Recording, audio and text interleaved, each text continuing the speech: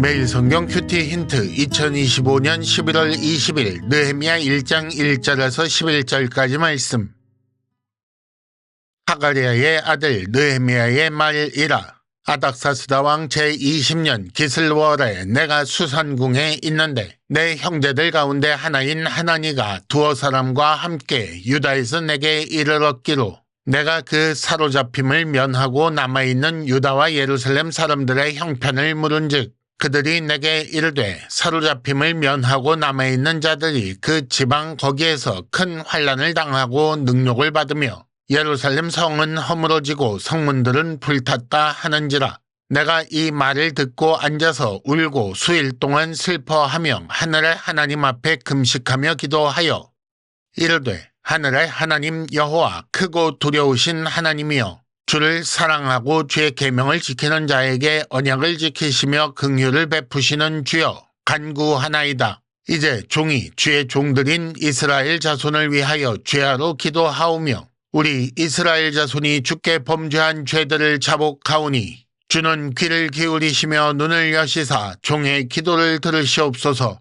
나와 내 아버지의 집이 범죄하여 주를 향하여 크게 악을 행하여 주께서 주의 종 모세에게 명령하신 계명과 율례와 규례를 지키지 아니하였나이다. 옛적에 주께서 주의 종 모세에게 명령하여 이르시되 만일 너희가 범죄하면 내가 너희를 여러 나라 가운데에 흩을 것이요 만일 내게로 돌아와 내 계명을 지켜 행하면 너희 쫓긴 자가 하늘 끝에 있을지라도 내가 거기서부터 그들을 모아 내 이름을 두려고 택한 곳에 돌아오게 하리라 하신 말씀을 이제 청하건대 기억하옵소서. 이들은 주께서 일찍이 큰 권능과 강한 손으로 구속하신 주의 종들이요 주의 백성이니이다. 주여 구하오니 귀를 기울이사 종의 기도와 주의 이름을 경외하기를 기뻐하는 종들의 기도를 들으시고 오늘 종이 형통하여 이 사람들 앞에서 은혜를 입게 하옵소서 하였나니 그때에 내가 왕의 술관원이 되었느니라.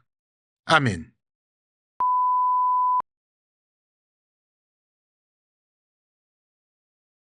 1단계 본문의 구조와 내용을 간단하게 정리하기. 오늘 말씀은 느헤미야가 예루살렘의 형편을 전해 듣고 하나님께 기도한 내용입니다. 먼저 1절에는 표제와 함께 이 글의 역사적 배경이 설명되어 있습니다. 이어서 2절과 3절에는 느헤미야가 유다와 예루살렘의 형편을 전해 들었다라는 말씀이 나오고 4절은 이 소식을 들은 느헤미야의 반응이 나옵니다. 이어서 5절에서 11절 상반절까지 느헤미야의 기도가 나오고 마지막으로 11절 하반절에 느헤미야가 술관원이 되었다라는 말씀이 나옵니다. 느헤미야는 아닥사스다 왕 20년 기슬월에 수산궁에 있었다고 했습니다.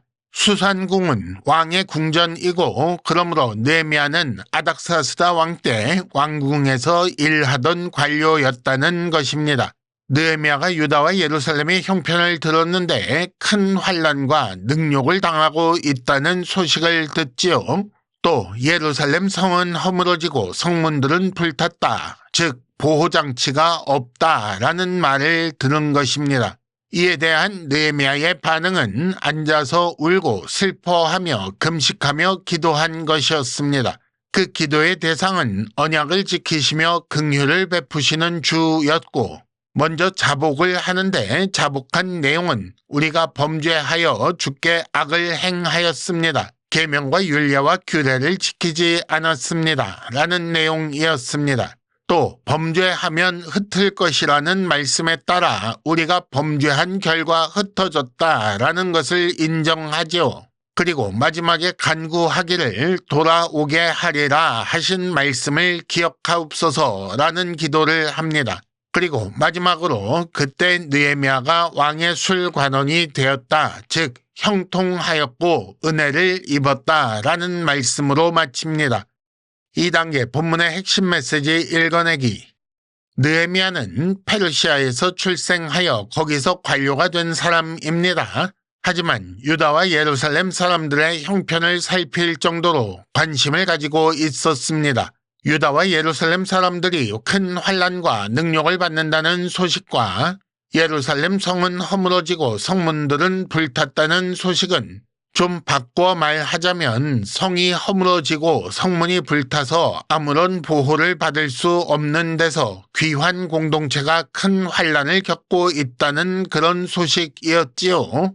어떻게 이렇게 정리할 수 있는가? 사실 바벨론 포로가 될 때 성은 다 허물어졌고 성문도 불탔기 때문에 귀환 공동체가 성을 다시 재건하고 성문을 달기 전까지는 그 상태 그대로였기 때문입니다. 그리고 이런 소식은 성벽 재건의 필요성을 대두시키는 소식이었지요.